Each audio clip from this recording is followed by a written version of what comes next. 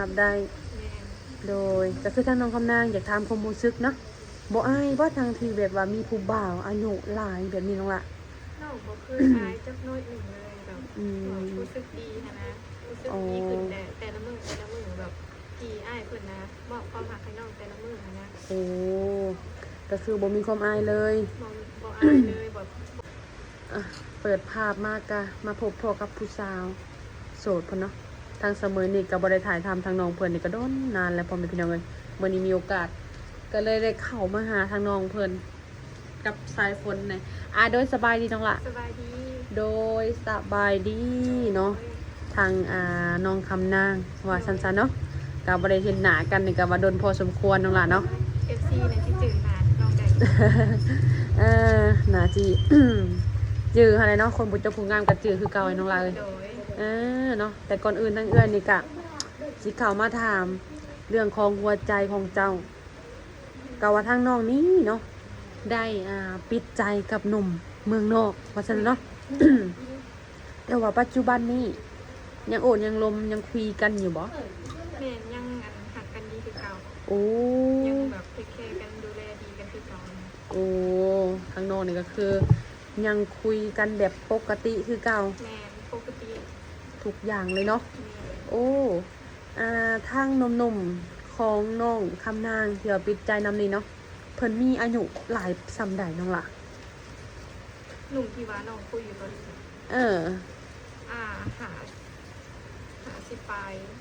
นะหา17เนี่ย 57หา17หรือว่าหา18ประมาณนั้นโอ้แต่ว่าในการที่น้องนี่ลมกับเพิ่นนี่จักเดือนนี่น้องล่ะใกล้สิเขาปีแล้วโอ้ใกล้สิเข้าปีแล้ว แม่นหนุ่มคนนี้หันใดแม่นคือไวแท้ มันใกล้สิเขาแล้วเพราะว่าแบบลมกันตั้งแต่อันนั้นแหละ จะจะลมกันแต่ปีใดน้องล่ะตั้งแต่ปี24อืมรวมกันจนสิฮอดเข้าปีพุ่นเนาะโอ้แต่ว่าทั้ง ก็คือว่าคนนี้นะแบบโดนชุดแล้ว โอ้ก็คือว่าโดน แม่น คนนี้เนาะ บางคนกับ2-3เดือนแล้วก็เลิกกันจบอืมแต่ว่าบังเอิญน้องมาคุยกับคนนี้ก็ถือว่าโดนพอสมควรเนาะแม่นหกเกือบปีเป็นว่าเนาะผลมกันเกือบปีก็ถือว่ายังหวานอยู่ปัจจุบันนี่ก็คือยังหักกันดี แม่นยังหักกันดีเลย อยากสิขออนุญาตเนาะอยากถามว่าในการที่ทางน้องนี่ลมกับอ้ายเพิ่นนี่เนาะแต่ว่าคือเพิ่นนี่ให้ค่าใช้จ่ายเหลือเบิ่งเงงน้องนี่เดือนเท่าใดน้องล่ะก็ประมาณเป็นทิปนะ โอ้เป็นทิศ 100-200โอ้ทิศหนึ่งสองทิศหนึ่ง แบบ ร้อย สลับกัน 100 100 200แม่ สลับกันแบบใด สลับกันแบบว่าทิป แต่ละทิศเพิ่นสิให้หลายหรือน้อยบ่ แม่แบบสลับกันนะเราบอกว่าอันไข่บางทีแบบ200ทิศหน้านะ200บางทีแบบทิศหน้าอีก100สลับกันแบบนี้สลับกันไปสลับกันมา อืมแต่เพิ่นสิบ่ให้เป็นรายเดือน แต่เพิ่นสิให้เป็นทุกๆอาทิตย์ แม่ ก็ต้องส่งให้น้อง แม่ โอ้แต่ว่ากระทำว่าผู้ชายคนที่น้องลมปัจจุบันนี่ก็คือเพิ่นดีแล้วก็เบิ่งแยงน้องเนาะแม่โอ้ แค่แบบทุกอย่างเลย โอ้ทำน้องคำนาในเฮ็ดให้เฮ็ดนาบ่ แม่ไม่เห็น เฮ็ดให้เฮ็ดให้เฮ็ดนาอ้ายเพิ่นก็ซอยทุกอย่าง แม่สอ โอ้ น โอ้ก็ถือว่าผู้ชายคนนี้ถ้าว่าเพิ่นมาหาน้องนี่เนาะน้องก็สิเอาเพิ่นบ่น้องล่ะ แม่เดือน4นี้เราก็มาแล้ว โอ้เดือน4นี่ แม่ ก็คือทางเพิ่นสิมา แม่ที่มาหาน้องนี่ โอ้ก็คือทั้งน้องนี่กะหักหมักเพิ่นเนาะ แม่ กะยอมรับว่าสิเอาได้เนาะ แม่ โดยก็อยากให้น้องๆเพิ่นเว้าในทั้งน้องเพิ่นนี่เว้าแท้เนาะเว้าแล้วก็ต้องเฮ็ดได้แม่นบ่ในเมื่อเพิ่นสิเพิ่นฮักเพิ่นมักเฮาเพิ่นฮักเพิ่นแพงเฮาเพิ่นส่งเงินส่งคำให้เฮาใช้เนาะแต่เพิ่นก็ได้เว้าบอกกับน้องว่าเพิ่นฮักมักแต่เพิ่นอยากได้เจ้าเป็นลูกเป็นเมียแบบนี้หั่นนะ เคยว่าอันเดือน4นี้เราสิเอานะ โอ้สิมาขอเลย แม่ โอ้ทางน้องคำนางได้เว้าเลยบ่ว่าเรื่องค่าดองสินสอดนี่เท่าใดน้องล่ะ ว่าแล้วเรียบร้อย อุ้ย ก็ได้ว่ากับแม่น้องเรียบร้อย โอ้ค่าดองน้องเท่าใดก็ ล้าน 50 ล้านคำไม่ซะน้องล่ะ คำกับอัน2 บาทนัวกับ2 โต โอ้50 ล้านคำ2 บาทงัว2 โตก็ถือว่าสามบ้านสามเมืองเนาะ แม่นสบ้านสำเมืองเอาแบบบ่เอาแพงเกินไป อื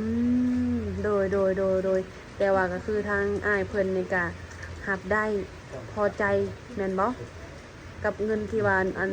เงินค่าสินสอดที่น้องเว้ามาแม่นบ่ แม่นเพิ่นก็ว่าเอาลงนะว่า โดย สิเอา โอ้แต่ว่าก็คือทางอ้ายเพิ่นนี่ก็สิมาห้องมาขอทางน้องเพิ่นเนาะทางน้องคำนางเพิ่นเนาะอืมก็คือว่าเดือน4นี่สิมาหากัน 100% เลย แม่นอันนี้คือความจริงเลย อืม อันนี้ก็อยากฝากถึงให้อัน FC ฮู้นี่นะ โดย ว่าสิแบบเดือน4น่ะสิเอาแล้ว โอ้ถาว่า FC ของสาวเมยเพิ่นผัดชนใจน้องคำนางหานั้นน้องล่ะแบบว่าเพิ่นหักมากเพิ่นก็อยู่เมืองนอกคือกันหานะถ้าเพิ่นจะเข้ามาหาน้องนี่ก็คือสิเข้าบ่ได้แล้วเนาะ บ่เข้าบ่ได้แล้วเพราะว่ามาบ่ทัน โอ้ มา เพ บ่ ราะว่า ทันแบบคนที่ว่าน้องลงนะ เพราะว่าจะมาสายเกินไปจะมาซ่าว่าซั่นซะเนาะ แม่จะมาตายเกินไปกับขอโทษน้ำละลายเด้อ เพราะว่าทางใจน้องคำนางนี่ให้อ้ายเพิ่นไปเบิดแล้วเนาะ แม่ ก็หวังว่าทางน้องคำนางนี่ก็สิบ่ตัวเนาะคำที่เจ้าเว้ามานี่ก็ขอให้เป็นจริงน้องล่ะเนาะ แม่ ก็คือทั้งก็ให้อ้ายเพิ่นเฮ็ดให้ได้มาห้องมาขอน้องเพิ่นให้ได้ว่าซั่นซะเนาะ โด และ ย ทั้งอ้ายเพิ่นนี่เคยแต่งงานบ่น้องล่ะ เคยแล้ว เพิ่นมีลูกมีเมียบ่เพิ่นเคยลูกมีเมียบ่ เป็นน่าจะมีนะ อ้าวลูกเพิ่นได้มีบ่ มีมันน่าจะอันไปอยู่กับเมียเลยนะ ลูกนะ ลูกเพิ่นมีจักคนซะน้องล่ะ 2 คน 2 คนโอ้ลูกเพิ่นก็ถือว่าเป็นใหญ่แล้วแม่นบ่ แม่จะคือว่าใหญ่แล้ว โอ้แต่ตอนนี้เพิ่นก็คือแยกทางกันกับเมียเพิ่นแล้ว แม่ เพิ่นเลิกลากัน โอ้โดยแต่ว่าก็คือทางเพิ่นนี่ก็ได้โอ้ลมกับน้องคำนางเพิ่นก็หวังว่าสิเอาน้องคำนางนี่เป็นลูกเป็นเมียเพิ่นก็สิมาฮ้องมาขอเจ้า โอ้ก็คือว่าตกมาเป็นเดือน4จังมาฮ้องมาขอกัน โอ้โดยเพิ่นก็ แล้วเพิ่นก็ได้โทรหาน้องอีกทุกมื้อบ่ แม่บางทีแบบบางมื้อก็น้องก็บ่ได้โทรหาเราเพราะว่าเมื่อยจากการเฮ็ดเวียกอะนะ อืม เฮ็ดเวียกแล้วแหละเมื่อยบางทีก็นอนรับปะแล้ว โอ้ทั้งอ้ายเพิ่นด้วยจ้ะได้โทรหาน้องอยู่บ่ ปกตินะน้องสิโทรหาเราแบบยันแบบว่าโทรไปแบบสิแชทหาเพิ่นก่อนว่าอ้ายว่างบ่ว่าน้องสิโทรหาน้องคิดฮอดแบบ อื นี้ มแต่เพิ่นก็หาบว่าว่างอยู่ ว่างอยู่โทรมาโลดว่า อืส่วนหลายนี่ไผเป็นคนแชทหาก่อน อ้ายเพิ่นนะคะ โอ้ บางทีน้องเฮ็ดเวียกน้องกับบ่ได้ตอบมาตอบแน่บ่ตอบแน่ค่ะช่วงนี้เฮ็ดเวียกหลายนะก็ขอโทษนำหลายๆนะ เฮ็ดเวียกหยังน้องล่ะ แบบเฮ็ดเวียกเพื่อนเวียกซ่านนี่แหละ โอ้ แล้วก็เลี้ยงงัวตามปกติ อืมเฮ็ดเวียกก็เลยบ่ค่อยมีเวลาตอบ แม่ คันว่างก็ตอบแน่ แม่ โอ้แต่ในมื้อนี้นะเพิ่นโทรหาแล้วบ่มื้อนี้ ก็ยัง มื้อนี้ยังเลย มีแต่เสร็จหาเพิ่นนั่นแหละ โอ้เหลือเป็นมือพักของเพิ่นมันเป็นวันเสาร์ของเพิ่นเนาะโอ้เพิ่นอาจสินอนอยู่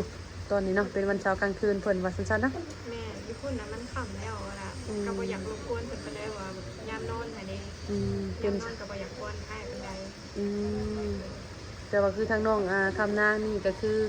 ออกมาปิดใจแล้วก็ออกมาชี้แจงในการที่แบบว่าสิมาหมั่นกันในภายในเดือน4นี่ แม่ เนาะค่าสินสอดก็คือเว้ากันเรียบร้อย แม่ และทั้งพ่อทั้งแม่ของน้องคำนางนี่ก็เพิ่นรับได้บ่ใน แม่ แม่ ทำได้ อืม ว่าให้มาโลดว่าเดือน4นี้ค่ะว่าแบบถ้าลูกเคยเพิ่นเว้าแท้นะว่าสิมาก็ให้มาโลด อืม ว่าแบบนี้ แต่ทางอ้ายเพิ่นก็ได้ร่วมกับพ่อแม่ของน้องคำนางเรียบร้อยแล้ว แม่ บัดนี้ทางอ้ายเพิ่นนี่มีอายุหลายค่อนข้างหลายกว่าพ่อกับแม่เจ้าแม่นบ่เพิ่นก็บ่ว่าหยังติ บ่ได้ว่าหยังเลย โอ้ ถ้าสิมาขอก็มาขอโลดว่าเดือนนี้ โอ้ทางพ่อกับแม่เจ้าก็บ่มีปัญหาหยังเนาะ แม่บ่มีปัญหาหยังเลยแล้วก็บ่ได้ว่าใดๆเนาะ โอ้รับได้ แม่ โดยก็คือทางน้องคำนางอยากถามความรู้สึกเนาะบ่อายบ่ทางที่แบบว่ามีผู้บ่าวอายุหลายแบบนี้น้องล่ะ น้องบ่คืออายจักน้อยหนึ่งเลยแบบ อืม รู้สึกดีนะรู้สึกดีขึ้นแต่ละมื้อแบบที่อ้ายเพิ่นนะมอบความรักให้น้องแต่ละมื้อนะ โอ้ก็คือบ่มีความอายเลย บ่อายเลยบ่ได้อายหมู่ผู้นะ เพราะว่าทาง แบบชาวบ้านชาวช่องแบบเขาอยากว่าในใดก็อย่าน้องแบบบ่ได้แค่บ่ได้สน โอ้ อยากว่าในใดก็อย่าแบบน้องก็รู้สึกดีที่ว่าเราให้ความรักน้องขึ้นแต่ละมื้อแล้วน้องก็รู้สึกรักอ้ายเพิ่นกันแต่ละมื้อหักขึ้นทุกมื้อนะ โอ้ หมายความว่าที่ ที่ว่าทางเสมยถามนะเพราะว่าโมเมนต์ยังดอกเนาะบางเทื่อคือทางคำนางนี่อายุเท่าไรก่อนน้องล่ะ อายุ19แล้ว อายุ19 ปีทางอ้ายเพิ่นอายุ50ปลายปีเกือบ60เนาะ แล้วมันมีความแตกต่างกันในอายุหั้นนะอีกอย่างทางน้องคำนางนี่บ่เคยผ่านการแต่งงานบางเทื่ออาจสิมุมมองบางเทื่อคิดอ้ายหมู่ที่ว่าได้มีผู้บ่าวบ่หรือว่าผัวค่อนข้างว่าอายุหลายแบบนี้หั้นนะแต่ว่าทางน้องนี่ก็บ่ได้แคร์สายตาคนอื่นเนาะ แม่นบริเคคำว่าคนนะบริสุทธิ์ โดย ทำหมักคนได้กับไอ้ยาเขาเรียกว่าในทางการยางเป็นเรื่องของเขานะ อ๋อ กับใจเขามันหมักคนอายุแบบรุ่นแบบรุ่นพ่อนะ รุ่นพ่อรุ่นใหญ่ก็ว่าแม่นเนาะแต่ว่าทางผู้บ่าวอายุรุ่นราวคราวเดียวกันมาโอ้มาลงกับเจ้าเด้ซะ ก็บ่ข่อยปันไดเพราะว่าแบบเขาสิเอาแต่ใจเกินไปนะ โอ้ หมักแบบนิสัยความแบบเป็นผู้ใหญ่แล้วก็หาเงินเก่งดูแลเขาได้เอาใจใส่นะ โอ้ เขามีประสบการณ์หมักคนรุ่นใหญ่แบบหมักคนรุ่นน้อยอะเขาสิเอาแต่ใจเกินไปแบบบ่มีเหตุผล แต่ว่าอ้ายเพิ่นน่ะมีเหตุผลทุกอย่างอะมีแบบปัญหาหยังกับแบบเว้านำกันดีๆนี่นะ ก็เปิดใจลมกันเนาะ แม่น เปิดใจลมกันเว้ากันโอ้แต่ว่าทางน้องคำนางกับอ้ายเพิ่นนี่ได้วางแผนหยังกันอยู่บ่ วางแผนว่าสิไปอันเที่ยวไทยนะ วางแผนสิไปเที่ยวไทย แม่น ถ้าในกรณีที่ว่าอ้ายเพิ่นมานี่โอ้ทางน้องคำนางได้เฮ็ดบัตรเรียบร้อยแล้วบ่ ย่างก็ต้องอันถ้าอ้ายเพิ่นมาแล้วก็ก่อนอ้ายเพิ่นสิมาก็ต้องน้องก็สิเฮ็ดไว้ก่อนนะ แต่ว่าปัจจุบันนี่ก็คือยังทันได้เฮ็ดเนาะ แม่น โอ้ ยังทันได้เฮ็ด วางแผนสิพากันไปเที่ยวไทย ไปจักคนน้องล่ะ ก็ไป2 คน 2 คนเจ้ากับเพิ่น แม่น โอ้ทางเพิ่นก็สิมาในระยะเดือน3เดือน4นี่วางแผนกันสิพากันไปเที่ยวไทย แม่น แต่ว่าทางอ้ายเพิ่นนี่สิเอาน้องคำนางไปอยู่นํเพิ่นบ่สิเอาน้องไปอยู่นํ แม่นแล้วไปหาเงินสอยกันหั่นนะ โอ้ทางน้องคำนางก็สิไป แม่นไปหาเงินสอยกันแบบหาเงินเฮ็ดเพื่อนหั่นนะ โอ้ เพราะว่าอ้ายเพิ่นสิลงมานี่อันส่วนน้องไป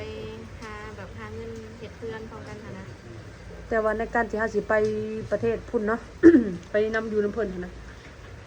มันก็ต้องเฮ็ดอีหยังมีการคือว่าเนาะทางน้องเพิ่นก็สิมีการหมั่นหมายกันเนาะ แม่นก็ต้องมีการหมั่นหมายกันก่อน แล้วเพิ่นก็สิพาน้องคำนางนี่ไปอยู่ต่างประเทศหรือว่าอยู่นํเพิ่นเนาะไปหาเงินหาคำอยู่พุ่นเนาะมันก็ถือว่าง่ายเนาะทางน้องก็สิไปอยู่พุ่นน้องก็สิได้ไปอยู่พุ่นว่าซั่นๆเนาะบัดนี้ทาง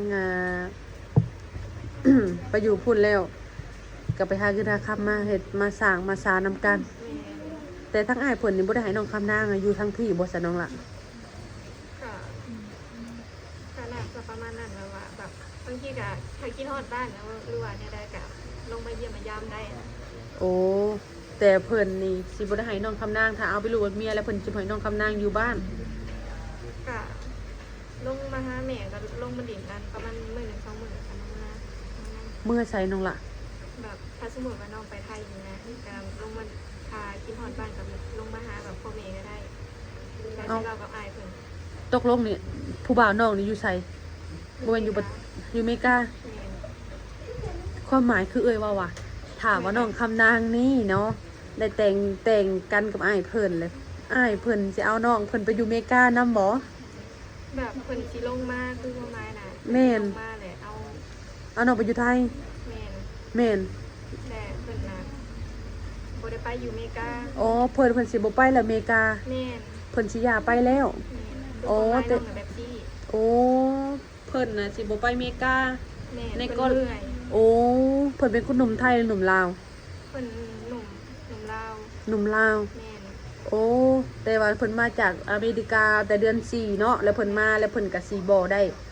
ไปอเมริกาอีกแต่เพิ่นสิมาอยู่ฝั่งไทย แม่นเพิ่นสิมาหา โอ้ เงิน ขับอยู่ฝั่งไทยแล้วก็อยู่อาศัยอยู่ปักถิ่นปักฐานตั้งรับปักฐานอยู่ฝั่งไทย แม่น ได้ก็ให้น้องที่เที่ยวมาลาวอยากมาก็มาลาว แม่น โอ้ พ่อไม้น้องกันไปสิ โอ้นั่นนี่บอกคิดว่าโอ้ เพิ่นสิบ่ได้ไปแล้วอเมริกานะเพิ่นเมื่อยแฮง โอ้ เพิ่นเมื่อยแบบเพิ่นจมเมื่อยคุมื้อแต่ว่าน้องก็ให้กำลังใจให้เพิ่นว่าอดเอาเด้อเดี๋ยวก็ได้มาหาน้องแล้ว โอ้ พ่อไม้น่ะไปสิเพิ่นสิบ่ได้ไปแล้วอเมริกานะเพิ่นเมื่อยแฮง โอ้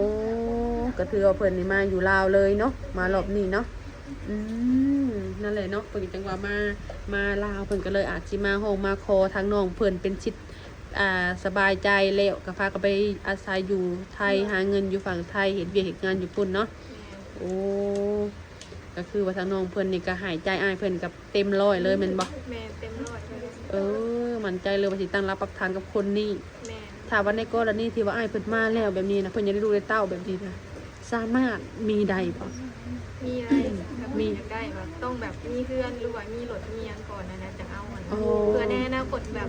เอามีลูกเนี่ยนะเอายังบ่มีเพื่อนหรือว่ายังมันก็เอาบ่ได้เพราะว่าแบบเวลาเฮาแบบได้ลูกแล้วมันบ่มีเพื่อนนะให้อยู่อะนะ โดย ก็ต้องแบบหาเงินไปเฮ็ดเพื่อนก่อนหาเงินเฮ็ดเพื่อนแล้วก็จังมีลูกจังมีรถมีเพื่อนแล้ว โอ้แต่ว่า มี ก็ เงินมีคำนะ เอากันไปแล้วก็ลูกก็สิไว้ตำหลังเนาะแต่ว่าสิหาเงินเฮ็ดเฮือนเฮ็ดเรือนเฮ็ดซ่านก่อนว่าซั่นเนาะ แม่ อืม ลูกนะเอาไว้ตามหลังก็ได้ ถ้าว่ามีทางหนุ่มๆเพิ่นทักทายอยากได้เฟซได้ล่ะท่านน้องคำนางนี่ก็คือบ่สามารถแจกได้เนาะ แม่นบ่สามารถแจกได้เด้อ เพราะว่าทางน้องเพิ่นนี่มีผู้บ่าวหรือว่ามีคนของใจแล้วเนาะ แม่น มีแต่สิมีข่าวดีหั่นแหละเนาะหวังว่าน้องคำนางมีข่าวดีแล้วก็บ่ลืมเอื้อยกับสาระน้อยที่ บ่ลืมเนาะ เป็นลังถ้วยก็เอานะสาระน้อยเนาะ จังใดสังเสมอเองก็สิเว้าระยะห่างพ่อแม่พี่น้องเอ้ยเนาะก็มีสิได้ขอโตวปิดคลิปหรือว่าลำลาน้องเพิ่นเมื่อยเนาะเพราะว่าวันนี้ก็บรรยากาศก็ฝนตกฝนรินพ่อแม่พี่น้องเอ้ยเนาะพอกันคลิปหน้าคลิปในหรือว่ามาอัปเดตให้FC เบิ่งว่าซั่นเนาะว่าความหักของน้องกำนางไปฮอดขั้นตอนแล้วเนาะจนว่าจนฮอดมื้อที่ว่าน้องเพิ่นสมหวังพุ่นแหละเนาะโดยสบายดีน้องละ สบายดี โดยสบายดี